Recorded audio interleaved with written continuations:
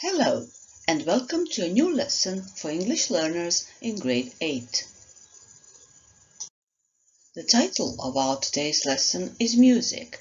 My name is Sanja Božinović, and I will be your English teacher today.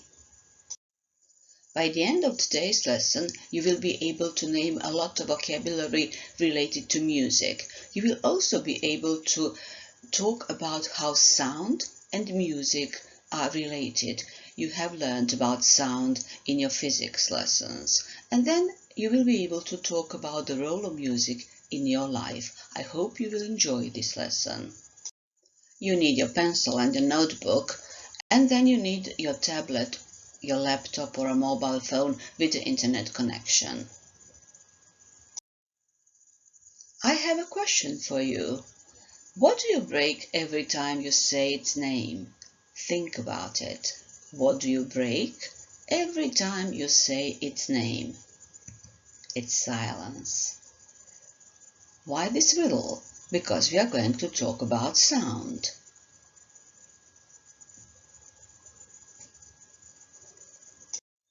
I have 5 sound facts to start this lesson. Find out how sound relates to music and more. Go to the link that you can see on the screen, bit.ly sound facts, and you will find 5 sentences that you have to complete with the correct word to learn 5 sound facts.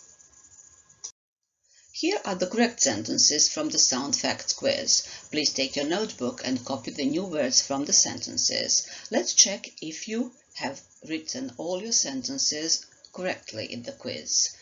Sound fact number 1. Sound comes from vibrations. They create sound waves which move through air or water before reaching our ears. Did you know the word sound waves? Number 2. Dogs can hear sound at a higher frequency than humans. That is why dogs can hear noises we can't. Do you know what a higher frequency is? Fact number 3. For dry air at a temperature of 0 degrees Celsius, which is 32 degrees Fahrenheit, the value for the speed of sound is 331.29 meters per second. In liquid water at 8 degrees Celsius, it is about 1,439 meters per second. Did you know that? And did you write the phrase the speed of sound, brzina zvuka? Fact number 4. The scientific study of sound waves is also known as acoustics. It's a branch of physics. Did you know that acoustics is a branch of physics? Of course you did. You learned about it in your physics lessons. And fact number 5. A pleasing or meaningful arrangement of sounds is also known as music. How about that definition? Music is a meaningful arrangement of sounds. That's what physicists would say. Let's hear what you say about music. What is music for you? It's time for a little bit of writing again. Read this definition of music. A pleasing or meaningful arrangement of sounds. Do you agree? What is your definition of music? If you can pause this video, do so and write down your thoughts about what music is for you, what your definition of music is. Please take some time to think and write answers about yourself. The questions are about music. Question number 1. What kind of music do you like? Who is your favorite musician? Where and when do you usually listen to music? Do you download music or do you listen online? Have you been to any concerts yet? Can you play a musical instrument? How would you describe music using one adjective? To talk and to write about music, you need a lot of vocabulary. I've started a table with a list of music-related words for you. Here are some categories that I thought would be useful to you. You can add more categories. Please read carefully the words in the table and add 2 or more words to each of the categories. You can use your dictionary for the words that you would like to learn and you don't know how to spell or you're not sure about their meaning. On the left-hand side of the screen you can see a Wordwall with a lot of music-related words. You can read the words in the Wordwall and add them to the list in your notebook if you haven't thought of these words. Also, there are some definitions for the words. A soloist is a musician. Can you complete this sentence? Do you know this word? A note is a musical symbol. The lute is an instrument. Speakers, that's... What do we need in these sentences? These sentences are complete, but we are missing a piece of information. And we can add that missing piece of information by adding one of the pronouns who, which, that, what, and another definition that will help us define the noun in the sentence. Can you guess which part on the right-hand side of the screen belongs to which of the sentences on the left-hand side? Let's try. A soloist is a musician who plays a solo. A note is a musical symbol which represents the pitch and duration of a sound. The lute is an instrument that was popular in the 16th century. Speakers, that's what you need to be able to listen to music from your computer. Now, all these words, all these nouns, for people and for things, all of them are defined much better. Today we are going to learn about these pronouns, who, which, that, what. They are called relative pronouns and they introduce relative clauses which help us add more information to describe or to define a noun. Let's see what I've prepared for you. Let's see how we can use who and that, 2 relative pronouns that we use for people. We can put 2 sentences, each with 1 piece of information, into one by adding the relative pronoun, and we will get a nice sentence in which a relative clause defines the noun which is the subject. Look, the man is my teacher. He plays the drums. Doesn't it sound better if we say, the man who plays the drums is my teacher? Or, I saw the opera singer. She sings in porgy and bass. We can say, I saw the opera singer who sings in porgy and bass. Because we define a person, the man, the opera singer, we can use who or that. It's all the same. Which is used for things, which can be replaced by that too. Let's hear 2 examples. The trumpet is a brass instrument. It is played by blowing into it. We can say, the trumpet is a brass instrument which is played by blowing into it. Koji se svira. Or you can say, the trumpet is a brass instrument that is played by blowing into it. The second example is even more interesting because you are defining the object. I bought the xylophone. You wanted it. I bought the xylophone. You wanted the xylophone. So you are defining the object, not the subject.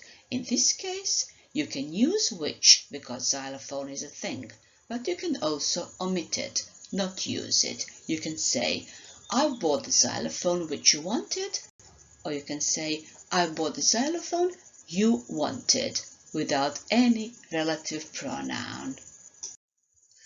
Look at this example. The new instrument.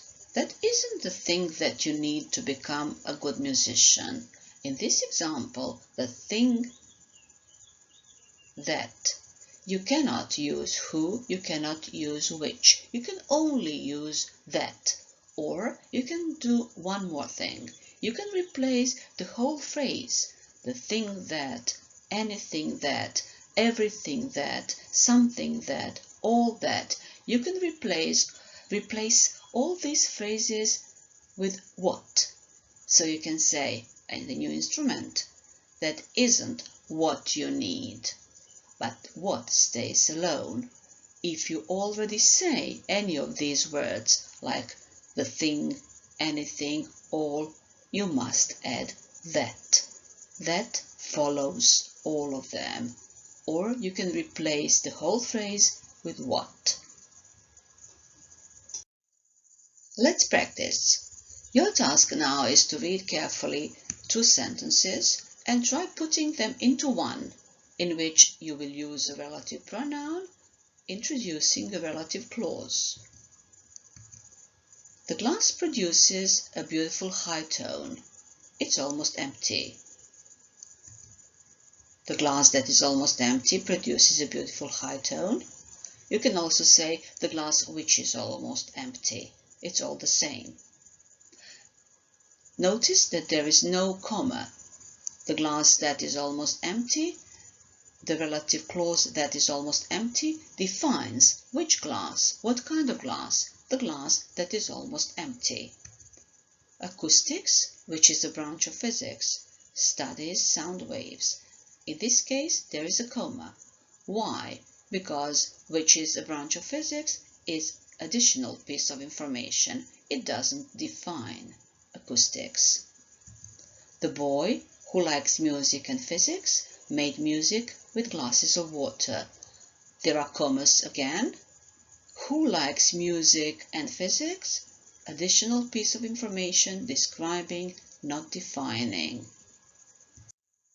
Now we are going to listen to an experiment. Dorian is going to tell you about how he did an experiment called Singing Glasses. Please listen carefully and answer the questions that you can see on the screen.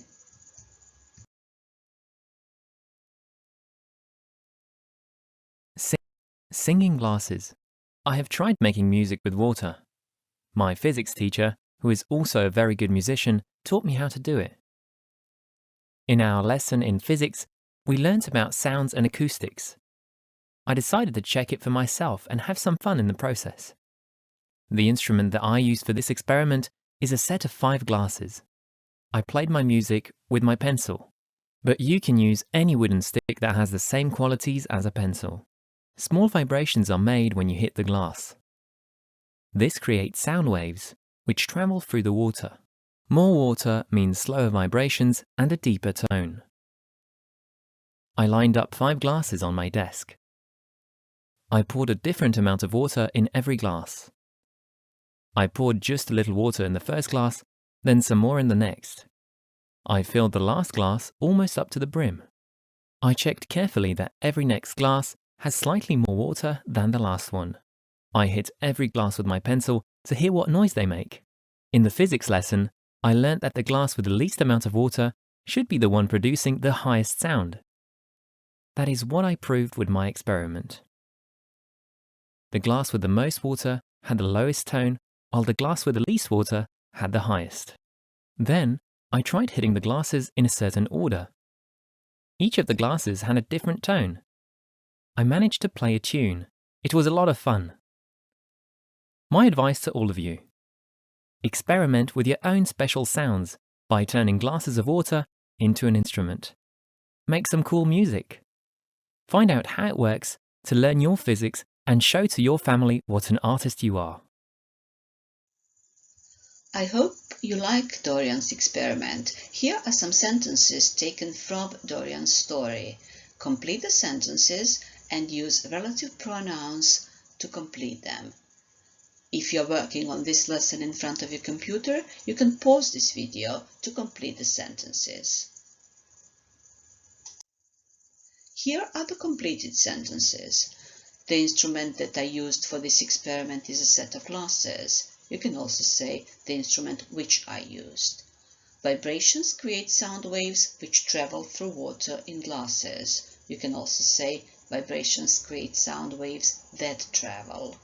You can use any stick that has the same qualities as a pencil. You can also say you can use any stick which has the same qualities.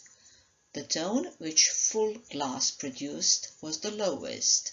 The tone that the full glass produced is also a correct sentence. That is what I proved with my experiment. You can only use what in this sentence. My physics teacher, who is a musician, taught me how to do it. And you can also only use who in this sentence because of the commas, because this relative clause is not defining the teacher. If you, like Dorian, like music and physics, why don't you try doing this experiment at home? Why don't you try experiment with your own special sounds by turning glasses or bottles of water into instrument? Make some cool music and find out how it works. For this lesson, there are 3 possible tasks. You can do only one or you can do all 3. It's your decision. The first task is to create your music alphabet poster, to choose one music-related word for every letter of the alphabet, and to think about an illustration, to write the word, the pronunciation, the meaning, how to use it, and to create your poster. You can create your poster on paper or digitally. Use the poster to revise the words and don't forget to share it. If you have tried Dorian's experiment, you can talk about it. Talk for a minute, think about how to organize your talk, describe the details, use words that you have learned in this lesson, don't forget to use relative pronouns, and record your talk using vocalroo.com and share it with your classmates and your teacher. Or you can choose task number 3, talk about music in your life. Again, you will talk for a minute. Your talk will be about the importance of music. Organize your talk into the introduction, the body, and the conclusion. Use a lot of words. Don't forget relative pronouns. And record it using vocalroo.com. Don't forget to share your talk with your classmates and your teacher. This checklist will help you think about how much you have gained from this lesson. Can you talk about one of the topics related to music? Can you name a music-related word for every letter of the alphabet? Can you use more than 10 words related to music in sentences? Can you explain how physics and music are related? Can you use relative pronouns in your sentences? Exit ticket is the last activity in this lesson. It's the traffic lights activity. Red light. Think about this lesson. Is there anything you didn't quite understand? Go back to the lesson or talk about it to your teacher. Write down what you didn't understand. Amber. Is there anything that you understand now but you need more practice? Write it down and go practice some more. Green light. What have you learned and you can say that you know it now? Write it down on this line. When you complete your exit ticket, that's the last activity and that's the end of today's lesson. Goodbye until our next lesson.